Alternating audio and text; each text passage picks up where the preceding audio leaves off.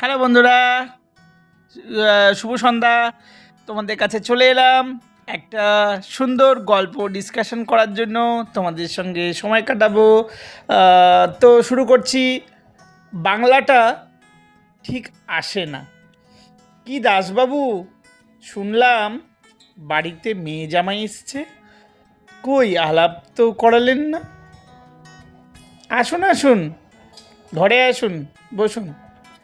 জামাই, আমার আবার বাংলা বলতে পারি না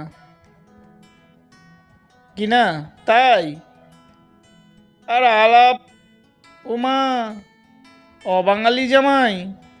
তা বেশ বেশ, বসো। না না, জামাই বাঙালি, তবে ও ইংলিশ মিডিয়াম স্কুল, তারপর বিদেশে চাকরি, বোঝেনি তো। আরে ও তো এসে গেছে। Meet my son in law. Hi uncle, I am Rishi. Hello Rishi. You cannot say Bengali.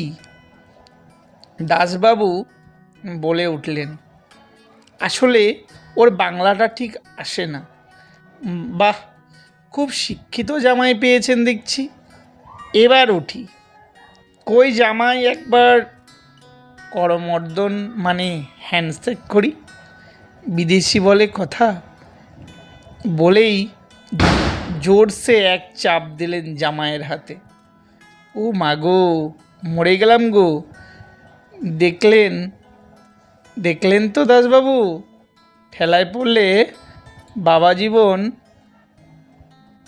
বাবা জীবনেরও কিন্তু বাংলা চলে আসে। হো হো হো করে হেসে উঠল। তো বন্ধুরা, কেমন লাগলো অবশ্যই জানাবে। নেক্সট আরেকটা টাইম পাস তোমাদের সঙ্গে করে দিচ্ছি।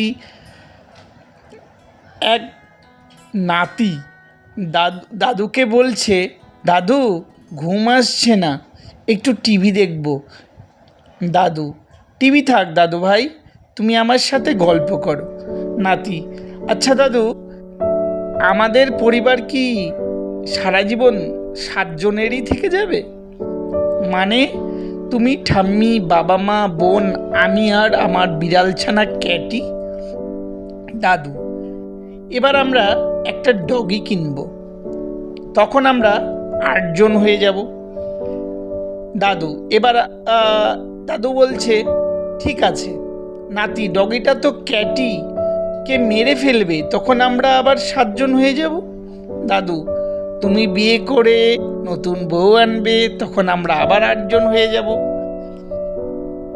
নাতি, কিন্তু বোন বিয়ে করে চলে গেলে আবার আমরা 7 জন হয়ে যাব। দাদু, তোমার ছেলে অথবা মেয়ে হলে আমরা আবার 8 জন হয়ে যাব। নাতি, কিন্তু তুমি মারা গেলে আবার আমরা 7 জন হয়ে যাব তো। দাদু, হারামজাদা, তুই যা গিয়ে টিভি দেখ। তো বন্ধুরা, কেমন লাগলো বলো? এই যে দুটো গল্প তোমাদের সঙ্গে শেয়ার করলাম, একটু তোমাদের সঙ্গে মজা করলাম। তো তোমরাও শুনলে, তো কেমন লাগলো একটু কমেন্টে অবশ্যই জানিও কিন্তু।